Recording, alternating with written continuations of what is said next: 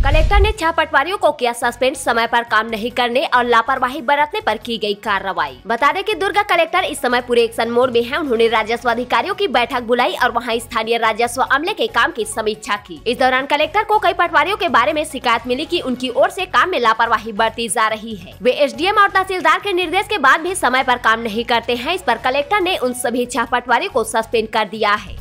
रायपुर पहुंचे नए राज्यपाल विश्वभूषण हरिचंदन। एयरपोर्ट पर सीएम भूपेश बघेल ने किया स्वागत। गार्ड ऑफ ऑनर के बाद राजभवन लाए गए कल शपथ ग्रहण। बता दें कि छत्तीसगढ़ के नए राज्यपाल विश्वभूषण हरिचंदन रायपुर पहुंच गए हैं। बुधवार सुबह 10 बजे के करीब मुख्यमंत्री भूपेश बघेल ने हवाई अड्डे पहुंचकर उनका स्वागत किया। सरकार के वरिष्ठ प्रशासनिक और पुलिस अधिकारी भी राज्यपाल का स्वागत करने पहुँचे थे। वहाँ गार्ड ऑफ ऑनर के बाद राज्यपाल को राजभवन लाया गया। गुरुवार को राजभवन के दरबार हॉल में उनका शपथ ग्रहण समारोह होना है।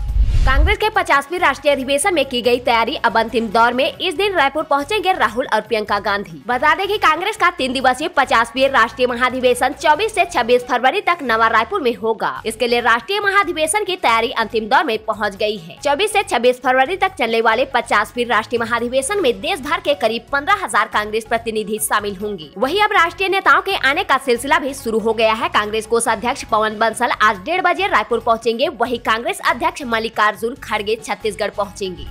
रूस यूक्रेन युद्ध के बीच मेडिकल छात्रों को बुलाया गया वापस। कॉलेज प्रबंधन ने कहा डिग्री चाहिए तो आना पड़ेगा। स्टूडेंट बोले गए तो मारे जाएंगे। बता दें कि रूस यूक्रेन के बीच चल रही जंग अभी खत्म नहीं हुई है। इधर यूक्रेन से मेडिकल की पढ़ाई कर रहे भारतीय छात्रों को वापस बुलाया गया है। कॉलेज प्रबंधन की तरफ से नोटिफिकेशन भेजा गया है जिसमें लिखा गया है कि यदि उन्हें डिग्री चाहिए तो उन्हें यूक्रेन आना ही पड़ेगा। कॉलेज की तरफ से मिले इस मैसेज के बाद छात्र घबराए हुए हैं। बता दें कि पिछले साल यूक्रेन से छत्तीसगढ़ लौटे छात्रों का कहना है कि अभी भी हालत काबू पर नहीं है। आंखों के सामने तबाही का मंजर आज भी दिखता है। उन्होंने कहा कि अब यदि गए तो मारे जाएंगे। दरअसल बस्तर जिले के 40 स्टूडेंट्स यूक्रेन के कीव में मेडिकल की पढ़ाई करते हैं। इन छात्रों ने बताया कि युद्ध के चलते उनकी पढ़ाई पूरी तरह से छूट चुकी है। हालांकि ऐसे छात्र भी हैं जिन्हें ऑनलाइन पढ़ाई की सुविधा मिल रही है।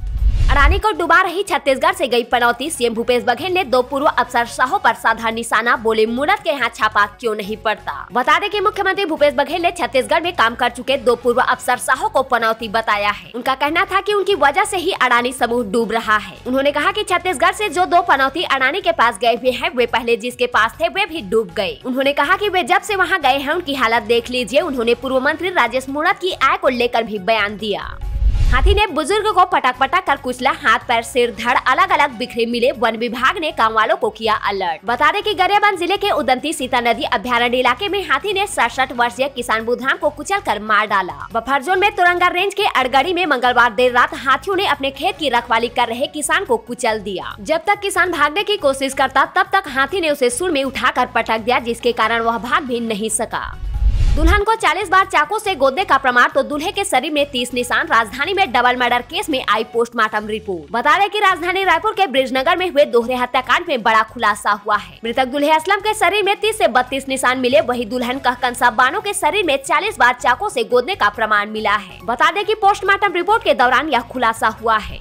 एक्सपायरी ड्रिप चढ़ाने के मामले में नोटिस। वार्ड इंचार्ज और नर्स को दूसरी जगह किया गया अटैच। मेडिकल कॉलेज अस्पताल में मरीज की जान से खिलवाड़। बता दें कि कोरबा मेडिकल कॉलेज अस्पताल में एक नर्स ने बुजुर्ग महिला समेत 2 मरीजों को एक्सपायरी डेट की ड्रिप लगा दी। मरीजों को लगभग 20% तक ड्रिप चढ़ चुकी थी। तभी परिजनों की नजर एक्सपायरी डेट पर पड़ गई। तुरंत ड्रिप को हटाया गया जिससे मरीजों की जान बचा ली गई है। अब इस मामले में वार्ड इंचार्ज और नर्स को कारण बताओ नोटिस जारी करते हुए तत्काल प्रभाव से उन्हें कहीं और अटैच कर दिया गया है। 30 गाँव के किसानों को मिलेगा सुविधा। संसदीय सचिव ने किया उप तहसील मारो का शुभारंभ। बता दें कि संसदीय सचिव गुरुदयाल सिंह बंजारे ने मारो उप तहसील कार्यालय का शुभारंभ किया। संसदीय सचिव बंजारे ने कहा कि नवागढ़ की पहचान मारो से हुआ है। नगर पंचायत मारो के लोगों के मांग अनुरूप उप तहसील कार्यालय, स्वामी आत्मानंद स्कूल, चौकी का उन्नयन कर थाना के रूप में हुआ है। साथ ही अस्पताल भी बनाया गया है। टीएल मीटिंग सीएससी मैनेजर शिविर लगाकर बनाएंगे आयुष्मान कार्ड। बता दें कि कलेक्टर डॉक्टर रवि मित्तल ने मंगलवार को कलेक्ट्रेट सभा कक्ष में साप्ताहिक समय सीमा की बैठक लेकर टीएल के लंबित प्रकरणों की समीक्षा की। उन्होंने कहा कि सभी अधिकारी टीएल की आवेदनों की गंभीरता से निराकरण कर रहे हैं। कलेक्टर ने आयुष्मान कार्ड बनाने के लिए सभी नगर पंचायतों में शिविर लगाने के निर्देश सीएससी मैनेजर विश्वजीत पंडा और विवेक सिंह को निर्देशित किए हैं। पश्चिमी हवा से बढ़ी गर्मी आज भी असर। फरवरी में मार्च से दोपहर पेंड्रा में तापमान 100 साल के रिकॉर्ड के करीब। बता दें कि छत्तीसगढ़ में पश्चिम से आने वाली गर्म हवा खामोशी से दाखिल हुई और एक ही दिन में उसके असर से सभी जगह दोपहर का पारा चढ़ गया। सरगुजा संभाग में मंगलवार को दोपहर धूप तेज रही। पेंड्रा रोड में फरवरी के सबसे गर्म दिन का रिकॉर्ड टूटते टूटते बचा। वहाँ मंगलवार को दोपहर का तापमान 35.9 डिग्री तक पहुँच गया। मांगों को लेकर ग्रामीणों ने किया चक्का जाम। भारी वाहनों की आवाजाही रोकने पर अड़े प्रशासन को दिया 72 घंटे का अल्टीमेटम। बता दें कि कोरबा शहर के इमली डुग्गू वार्ड क्रमांक 8 में भारी वाहनों के परिवहन पर प्रतिबंध लगाने के साथ ही तालाब के सौंदर्यीकरण करने की मांग को लेकर ग्रामीणों ने विरोध प्रदर्शन किया। लोगों ने कोरबा चापा मुख्य मार्ग पर गौमाता चौक पर चक्का जाम कर दिया। वार्ड पार्षद सुफल दास के नेतृत्व में क्षेत्रवासियों ने विरोध प्रदर्शन किया। चक्का जाम करीब 4 घंटे तक चला। पुलिस प्रशासन ने लोगों को समझा बुझा कर चक्का जाम खत्म करवाया। मांगों को पूरा करने के लिए क्षेत्रवासियों ने प्रशासन को 72 घंटे का अल्टीमेटम दिया है। मांग पूरी नहीं होने पर उन्होंने दोबारा चक्का जाम करने की चेतावनी भी दी है।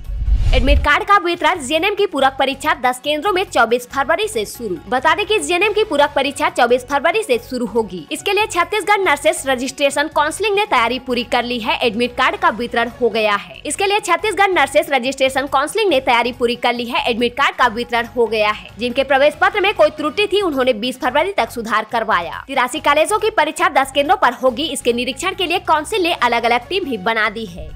श्रमायुक्त और जीएसटी भवन में ईडी का छापा। कांग्रेस नेताओं के यहां कार्यवाही बंद होते ही संचालनालय पहुंची जांच की आंच खगाले जा रहे दस्तावेज। बता दें कि छत्तीसगढ़ में कांग्रेस नेताओं के यहां छापे की कार्रवाई बंद होने के बाद ईडी ने सरकारी विभागों का रुख किया है। बुधवार को नवा रायपुर के संचालनालय भवन स्थित श्रम आयुक्त के कार्यालय जीएसटी भवन में छापा पड़ा। ईडी की टीम वहाँ रजिस्टर और दूसरे दस्तावेज खगाल रही है।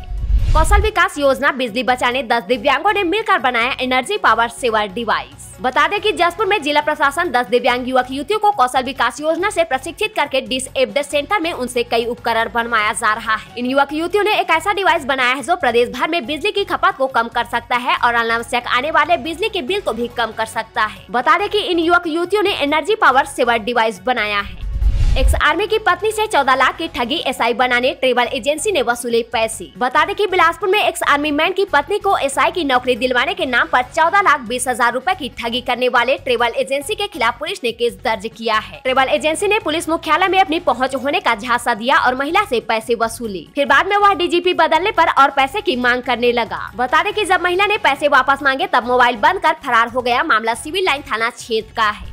समय पर मिले तो जल है जीवन। हफ्ते भर में जल जीवन मिशन का काम शुरू करने का आदेश सरकार ने दिए 20 करोड़। बता दें कि जल जीवन मिशन में जो काम बंद है उसे हफ्ते भर के भीतर शुरू करने के निर्देश दिए हैं। काम शुरू नहीं करने वालों को ब्लैक लिस्ट की चेतावनी भी दे दी गई है। दरअसल जेजेएम स्कीम में गाँव में नवम्बर और दिसम्बर में काम नहीं होने की वजह से लोगों के घरों तक पाइपलाइन बिछ गई है। कुछ जगहों पर टंकी भी बन गई है लेकिन सही सप्लाई शुरू नहीं की जा सकी है।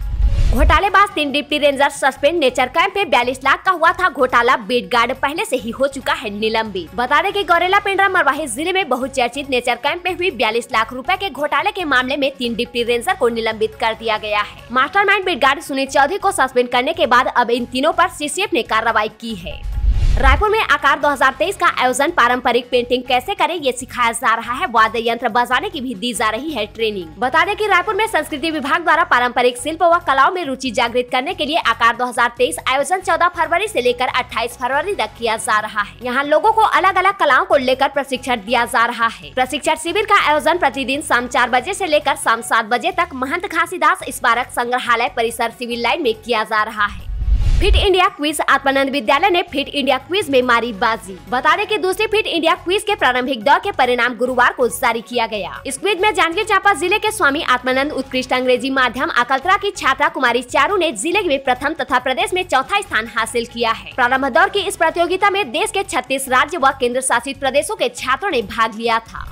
सेंट्रलाइज्ड मूल्यांकन एमबीबीएस का रिजल्ट 5 सालों में 80% पर्चे विश्वविद्यालय के बजाय जांच रहे कॉलेजों में। बता दें कि एमबीएस फर्स्ट ईयर का रिजल्ट पिछले 5 सालों से 80% या इससे ऊपर आ रहा है। दरअसल अब पर्चे हेल्थ साइंस विश्वविद्यालय में जांचने के बजाय मेडिकल कॉलेजों में जांचे जा रहे हैं। विश्वविद्यालय के अधिकारियों का कहना है कि रिजल्ट 10 दिनों में निकालने का नियम है, इसलिए सेंट्रलाइज्ड मूल्यांकन के बजाय कॉलेजों में कराया जा रहा है। सेंट्रलाइज्ड मूल्यांकन में पूरी उत्तर पुस्तिका विश्वविद्यालय में मंगानी होगी। छत्तीसगढ़ में आईएएस के पदों में इजाफा 193 से बढ़कर 202 हुई आईएएस की संख्या। बता दें कि छत्तीसगढ़ में आईएएस की संख्या में इजाफा कर दिया गया है। प्रदेश के लिए अच्छी खबर है क्योंकि छत्तीसगढ़ का आईएएस कैडर अब 193 से बढ़कर 202 हो गया है। इससे पहले वर्ष 2015 में हुई रिव्यू में 178 से बढ़ाकर 193 किया गया था। भारत सरकार ने राजपत्र में इसे प्रकाशित कर दिया है।